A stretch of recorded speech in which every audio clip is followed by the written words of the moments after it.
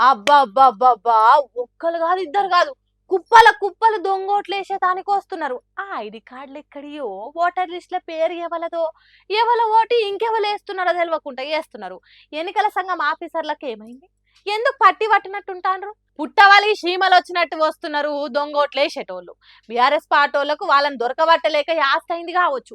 ఎక్కడి నుంచి వస్తున్నారో ఎవరు పంపుతున్నారో తెలియదు కానీ లేని ఓటును ఒత్తేదానికి కార్డులు పట్టుకొని లైన్లు కడుతున్నారు. ఇగో గీ వీళ్ళని చూడండి, అడుగుతుంటే కాలు గాలిన పిల్లల తిరిగా ఎట్లా మారు మాట మాట్లాడుకుంటూ పోతున్నారు. మీరు ఎక్కడి నుంచి వచ్చి చెప్పండి, మీరు ఎక్కడి నుంచి వచ్చిర్రు? బస్కి వెళ్ళి ఎక్కడి నుంచి వచ్చిర్రు?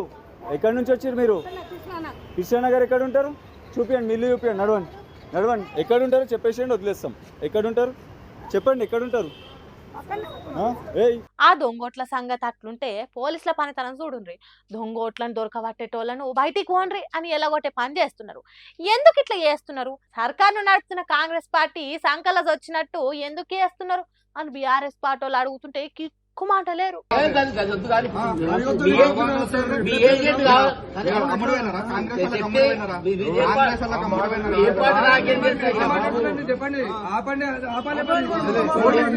పోలీసుల పనితనం అట్లుంటే ఇక్కడ పోలీసులు పట్టుకున్నామే చూడుండ్రి ఎట్లా మూతికి ముసుగు అడ్డం పెట్టుకొని ముఖం దాసుకుంటాందో.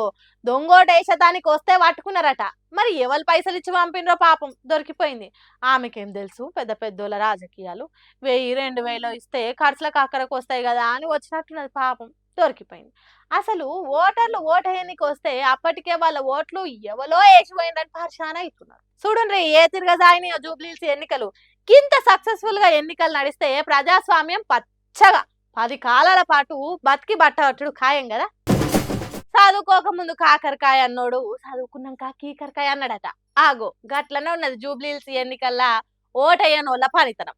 ఇంకా 3 ఏళ్ళు జూబ్లీహిల్స్ నియోజకవర్గానికి ఎవరు ఎమ్మెల్యేగా ఉండాలి, ఎవరైతే మంచిగా పరిపాలిస్తారని ఎన్నుకునే దానికి కనీసం కదలను కూడా కదలలేదు.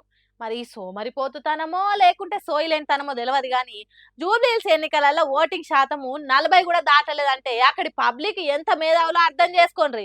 పొద్దునొచ్చి లైన్లు కట్టి ఓటేసేతానికి వచ్చిన వాళ్ళని చూస్తే అబ్బా చాలా మంది వస్తారు కావచ్చు ఓటేసేతానికి అనుకుంటే 12-1 గంట తర్వాత ఓటర్లను చూద్దామంటే కనిపించలేదు పోలింగ్ బూత్ల కాడ. హడావుడి లేదు, హంగామా లేదు, ఉప్పు లేని పప్పు షార్ అన్నట్టే సాగేటట్టు చేసిండ్రు ఎన్నికలల్లో ఓటయ్యని మహానుభావులు. మళ్ళా పేరుకు పెద్ద పెద్ద చదువులు చదివిన వాళ్ళు లేవుంటారు. దేశం బాగుపడాలంటే అది చేయాలి ఇది చేయాలని స్పీచ్లు దంచేటోళ్ళు ఎక్కువ ఉంటారు.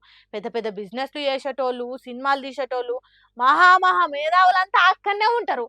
కానీ ఓటేసేదానికి మాత్రం బద్ధకం. ఇంట్లో కూర్చొని ఓటీటీ సినిమాలు చూస్తుంటారు కానీ ఓటేసేదానికి మాత్రం రారు. వీళ్ళకంటే చదువుకొని పల్లె జనాలే నయము. ఎంత టైం అయినా లైన్లో నిలబడి వాళ్ళకి కావాల్సిన నాయకుడిని ఎన్నుకుంటారు.